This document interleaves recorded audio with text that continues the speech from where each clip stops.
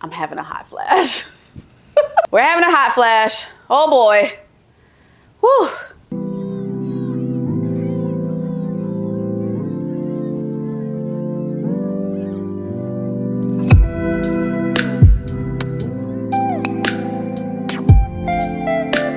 Hey superstars, welcome back to the channel. Listen, it's Angie Starr here, and I am reporting live from our sofa sectional in our living room, because you know what? These symptoms that I'm having, baby, they do not care about studio setups. If it's your first time to the channel, welcome. My name is Angie. This is Life with Star, where you get kind of a melting pot of all things. And today we're gonna keep it real, baby. And if you're returning, baby, welcome back. Y'all listen, let's just dive right into it. Perimenopause. So when I started suspecting that I was probably going through the changes or starting to experience what the changes were, I'm 39 now. I just celebrated a happy birthday. Yay. But I was about 36-ish years old, 37. It was sometime after I had my daughter. She's 4 now. So, you know, do the math.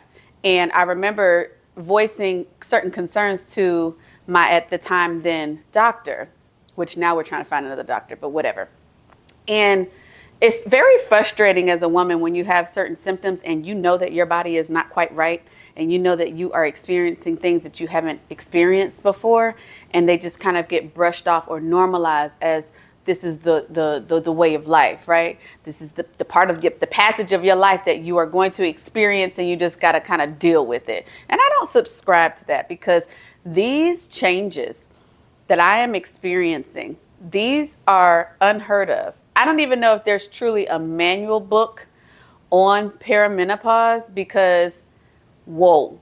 I posted a video on my TikTok page. If you guys are not following me on TikTok, matter of fact, I posted it on all platforms. I posted a YouTube short here, and then I posted a video on my Instagram, and I posted a video on my TikTok. But it's amazing to me collectively how many of us there is that are experiencing these just like off the chart symptoms. So naturally, when you have a doctor telling you like, oh no, this is just a normal way of life, like when you get to this age, you just start to experience these type of things. And then not to mention that I also did have another baby, and then I nursed her. And then when I started weaning her off from nursing, like I convinced myself, and I started to dismiss my concerns and the things that I was experiencing, because I was like, oh, this is normal. Like, I just had a baby, you know, justifying things. And I was nursing her, and I've weaned her off. Like, this is normal. It's fine. It's going to balance out a little bit after I'm, you know, done nursing. Fine. No, it got worse.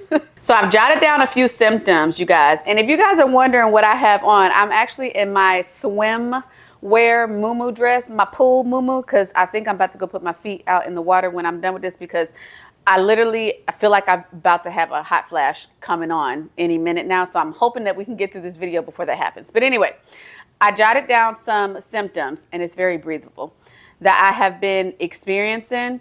And some are worse than others, but baby, I'm just gonna, in no particular order, okay? So mood dips, mood swings, and not just the mood dips and mood swings, but physically I can feel exactly when my hormones literally rise and dip. I hate it. It's like a roller coaster ride that I was forced to get on, and nobody told me how many drops it was gonna have. And for whatever reason, I can't get off said roller coaster ride. It's a mess. The night sweats, and then the cold sweats. Every other like day of every other week, I'm like, do I have the flu? I literally, my friends can attest to this, that I have said multiple times, like, man, I don't know. I don't feel good. I feel like I'm coming down with something. You know, they're like always like, dang girl, what's going on with you? You never get this sick this often. I'm like, I'm always constantly thinking that I'm literally experiencing flu-like symptoms, because I'm always having these cold sweats and these night sweats. Y'all, the other night I woke up in a puddle of my own sweat. It's not a romantic thing. Like if you're trying to lay down with your person and it's like somebody poked a hole in the waterbed.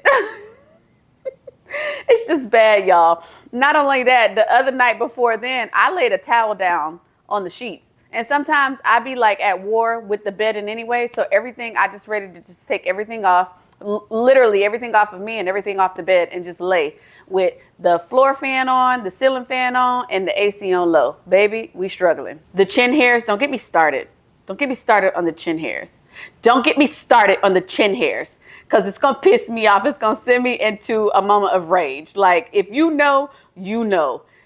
Any advice that I can give, though, is if you are going to use tweezers, which we're not supposed to use tweezers to remove the chin hairs, whatevs, use a damn mirror. Okay, you don't want to be creating scars because you're trying to get that one little pesky chin hair, and now you keep repeatedly pinching your skin, causing scarring. Just whatever. Don't get me started.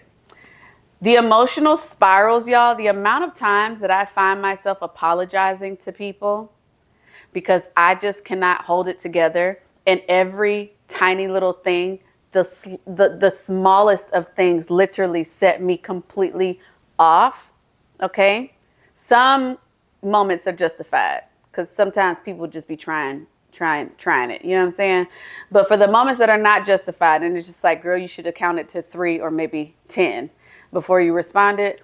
Yeah, I find myself apologizing quite often now, because the moments of rage for the stupidest shit that I'm having is just needs to be studied. It needs to be studied, y'all. Like, it just needs to be studied. It's a mess. The libido shifts. Oh my gosh, y'all. Now, I'm not going to sit here and make it seem like I'm just out here, getting all my slices of cake and eating them too and all the things, but even if you're not actively, having sex with anybody, like, you can still think about it, right? But the fact that I don't care one way or another half the time. Like, it's just not something that is like readily on my mind. Like, I'm not having any issues physically, like with my body performing or not, but like, I just don't care. And I know I'm not the only woman who experiences that you get to this stage where you don't care. And I get it. Like, for people who are in relationships or they're married or whatever the hell that the case may be, when you are always with your partner and then your partner is like, I don't want it. I don't want it. I know it could put a strain on a person's relationship or a couple's relationship. That's a real thing, baby. But luckily, I'm single, so it don't matter one way or another, baby. So if I'm not in the mood, guess what? I don't have to explain that to nobody. What else? Dry skin. I have noticed a severe amount of dry skin. Like, obviously, once I get it under control, like, I can get it under control, but I've experienced a significant higher rate of having dry skin, whether it's my hands, whether it's like my shoulders, my elbows. For whatever reason, I can't keep my elbows hydrated. It's so bizarre. And then I do have a garden in my backyard, so I'm always kind of, well, not always, but majority of the time I do like to go outside without shoes on, so I can go and be grounded with the earth, okay, and pull healing, right, from Mother Nature. But sometimes when you're outside in the elements and you're barefoot, like, it can't affect the surface level of your skin. So just like more drier heels, because I'm always out there in the dirt and rinsing my feet off constantly, So just that, cycle of events causes my feet to be a bit drier. So that, a lot of itching, like randomly in different spots, places otherwise, and shoulder pain. I don't know why this right shoulder just always wants to lock up on me. It's so bizarre, and I can't get over it. And speaking of itching, what is up with the inner ear itching? Like, oh my God, that right there, every time it happens, I feel like I'm going to combust, and I'm just going to absolutely lose it. I'm going to lose it. See, and this is why these type of videos are important, because you'll be at home experiencing all these like really bizarre feelings, and you'll think that, oh my God, I'm alone in this. No, baby, you're not alone. We all going through it together. We all fighting the good fight together, okay? So on my TikTok video, somebody had put in the comment section of the symptoms that they experienced, but then as the last option, they put, mental instability. And I felt her on that, like, so strongly, because as a person who has struggled with depression and anxiety over the years, for whatever reason, these changes, and it could just because every time I'm having a symptom, it makes me go into my head and overthink, like, oh my God, is this the end? Is this it? Is this my time? Is this doomsday? And that is very uneasy of a feeling to have. So it triggers my anxiety and sends me into these, like, I won't say full on panic attacks, but the anxiety episodes last so long, it literally just like depletes me. So not only am I depleted from my body going through the changes, now I got to worry about my anxiety, taking what little bit of reserve that I got left. But the mental struggle that you experience when you are going through hormonal changes and changes with your body and changes with your body odor and with your appetite. If you're not familiar with the perimenopause belly is, like, it's so weird how women can be, you know, relatively healthy, and then they go through these changes, and one shift in your hormones, the wrong direction, sends your body into literally a complete spiral. Like, it needs to be studied, and it literally does affect your mental state.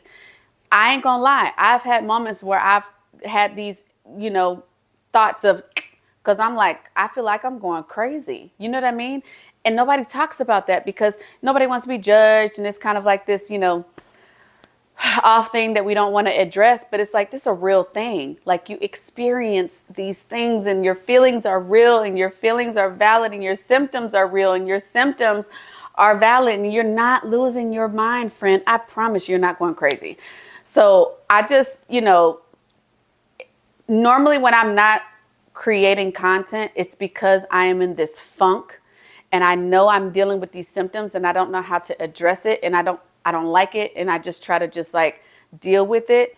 So I just cut off everybody, and I shut off everybody, and I shut myself off from people in the world, where now I'm like, you know what, we're gonna face this shit head on. So Miss Perry, baby, I don't know if you heard about me, but I'm on your ass. Miss Perry, I'm on your ass. You hear me? So I'm like, I'm going to continue to show up because it's what makes me, I enjoy it. So it does make me feel better. So even in the midst of chaos, even in the midst of like me feeling like crap and not feeling my best and feeling literally outside of myself, I'm going to keep showing up. And it needs to be talked about. And the more that we are transparent and vulnerable and honest, okay, about what it is that we're experiencing, we can, through our testimony and our experiences, we can help other people, right? So that was the whole point of this video. So listen, if you yourself have been experiencing symptoms, okay, or signs of perimenopause, put in the comment section your age and just a couple of things that you're comfortable with sharing that you have been experiencing. And then if there's something that you have been taking for said symptom and you feel like it's been working, whether it's 50% better, 80% better or more, or it's just completely eradicated the symptom, also put that in the comment section too, y'all, because you'd be surprised how helpful it can be to the next person. Why are my ears ringing? That's another thing. My ears are always ringing. And then shortly after they are finished ringing, they start to itch. I can't deal. Cue the theatrics, cue the rage. I'm gonna lose it. Anyway, y'all, if you guys enjoyed this video, give it a thumbs up. Like I said, drop your tips, tricks, and otherwise in the comment section. Give us a follow if you want to see more videos like this and other things that we post here at Life with Star. I'm gonna link all my social media in the description box, so go ahead and give us a follow on our other platforms. And yeah, sharing is caring, friends, okay? Spread love is free. Costs nothing to tell somebody that you love them, honey. And I love you. Let me just go get in the damn pool because now I'm hot. And if I'm going to be hot and having a hot flash, I might as well just go get in the pool. Right, friends? All right, y'all. I'll see y'all next time. Bye, y'all.